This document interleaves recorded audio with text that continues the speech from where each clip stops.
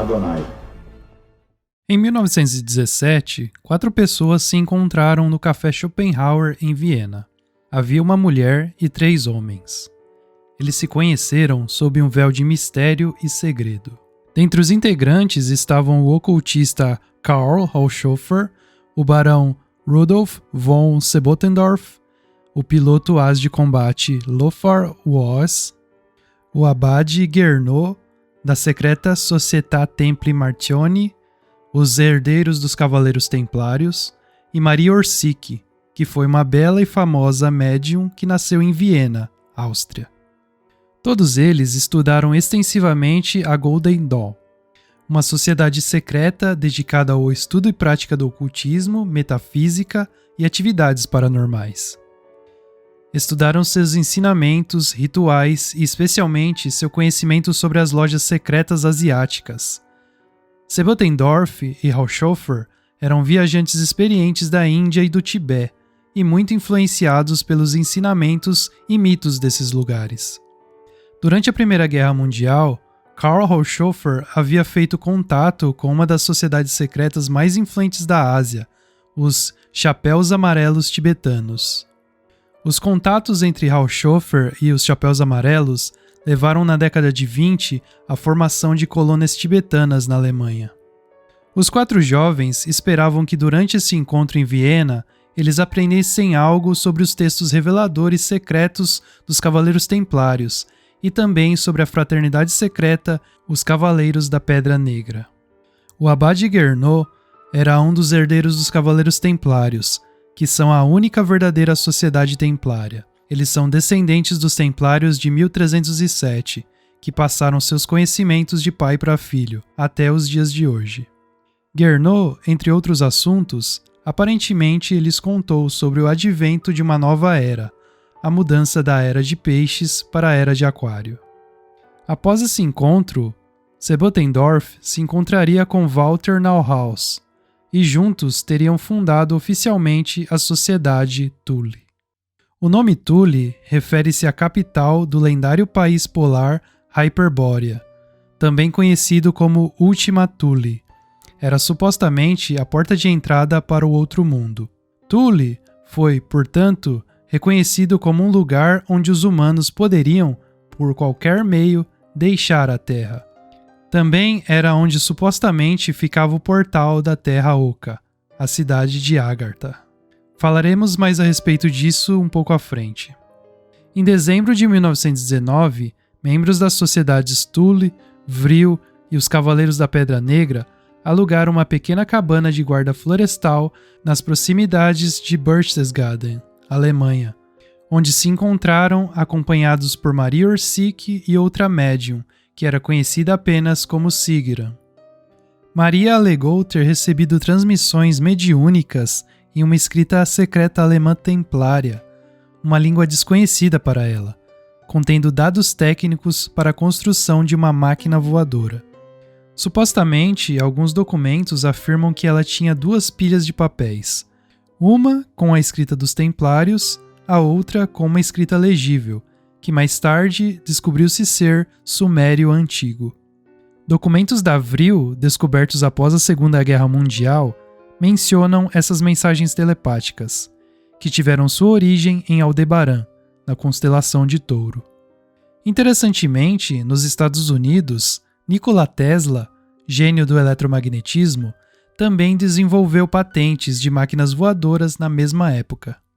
Em uma entrevista a uma revista, Tesla dizia ter interceptado comunicações entre diferentes raças via rádio e que estas estariam em guerra, um dos motivos que o levou a desenvolver uma arma chamada Raio da Morte, a fim de defender a Terra de uma possível invasão. Tesla interceptava as comunicações e as transcrevia em sânscrito em seu diário, que, após sua morte, foi confiscado pelo governo americano junto com todas as suas patentes. Existem rumores de que Tesla, após ter tido seus projetos rejeitados por investidores americanos, estaria trocando informações com Maria Orsic através de pombos, uma das admitidas obsessões do inventor, pois as similaridades dos projetos das máquinas voadoras eram evidentes. Tesla foi monitorado por agentes da CIA e do FBI, enquanto Maria foi seguida pela Gestapo e pela SS. Se as descobertas sobre o eletromagnetismo de Tesla fossem de maior interesse para os serviços de inteligência estrangeiros, então sua correspondência com Maria certamente teria sido rotulada de grande interesse também. Ambas as tecnologias tinham por base utilizar as ondas eletromagnéticas provenientes dos chakras da Terra e o éter como combustível. Enquanto Orsic estava em Munique, em contato com a sociedade Thule, logo criou o seu próprio círculo de culto, junto com Traut A, também de Munique, e várias outras médiums, a chamada Alldeutsche Gesellschaft für Metaphysik, nome oficial da Sociedade Vril. Esta foi uma junção das sociedades dos Cavaleiros da Pedra Negra, os Cavaleiros da Sociedade Thule e o Sol Negro, mais tarde identificado como sendo a elite da SS de Heinrich Himmler. Dentre as moças, todas eram jovens com alto nível de educação, altamente opinativas sobre política e, dentre outras coisas, eram contra a moda crescente de penteados curtos para mulheres. Traut A era morena. Ambas tinham longos rabos de cavalo, um penteado muito incomum na época. Isso se tornou uma característica distintiva em todas as mulheres que se integraram ao Vril, que se manteve até maio de 1945. Elas acreditavam que seus longos cabelos atuavam como antenas para receber comunicação do além. Em público, no entanto, elas quase nunca exibiam o cabelo no estilo rabo de cavalo. Para identificação, os membros Vril usavam um disco que representava as duas principais médiums, Maria Orsic e Sigrun. Enquanto a sociedade Thule acabou se concentrando principalmente em agendas materialistas e políticas, a sociedade Vril colocou sua atenção no outro lado. De volta à Alemanha, em 1922, as peças para a máquina voadora começaram a chegar de várias fontes industriais independentes, pagas integralmente pela Thule e Vril. O então chamado dispositivo de Munique, ou máquina voadora de outro mundo, entrou em processo de desenvolvimento, o protótipo inicial de muitos outros. O dispositivo tinha 3 discos paralelos. Quando colocado em movimento, os discos superiores e inferiores rotacionavam em direções opostas, criando um campo magnético muito forte e um efeito levitacional. 10 anos mais tarde, o projeto seria confiscado pela SS, a Schutzstaffel, provavelmente avisado pelo físico Otto Schumann, que supostamente estava ciente da máquina voadora desde 1924, para servir aos seus próprios interesses, e assim iniciou o programa Rundflugzeug, de discos voadores nazistas armados. Em julho de 1934, Hitler e a elite da Thule e Vril convidam o físico e inventor Victor Schauberger para trabalhar com eles. Seu lendário motor a implosão era capaz de produzir luz, calor e movimento mecânico apenas com ar e água.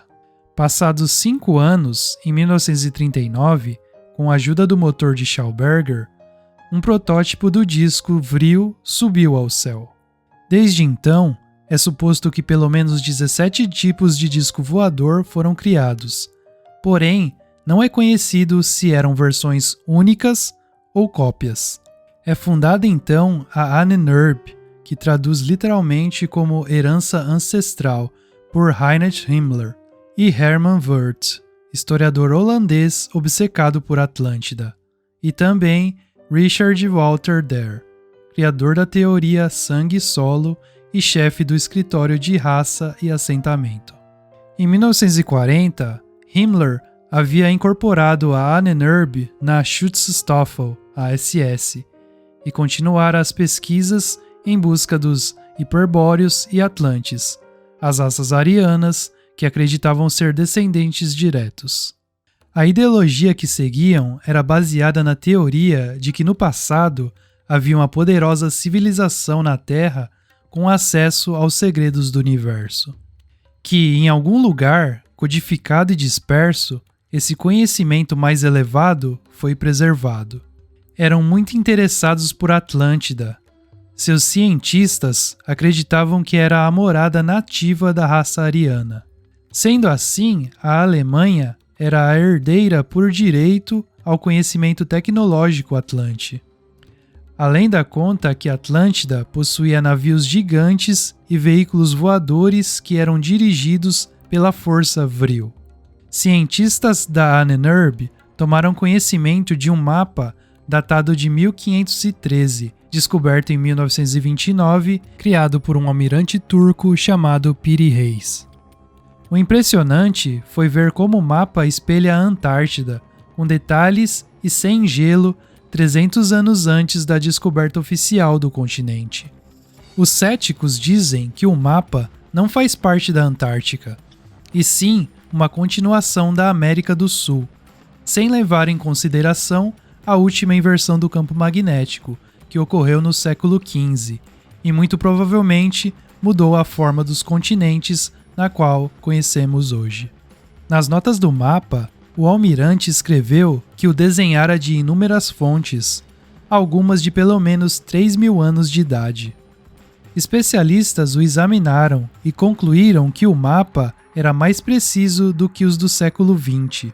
Análises sísmicas da região confirmaram que algumas das montanhas, antes consideradas porções únicas de terra, provaram ser, na verdade, ilhas separadas como constatadas antes no antigo mapa.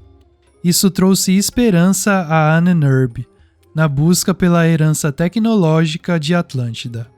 Foram feitas várias expedições secretas em busca de manuscritos e relíquias pelo mundo que levassem ao paradeiro dos hiperbóreos ou dos atlantes.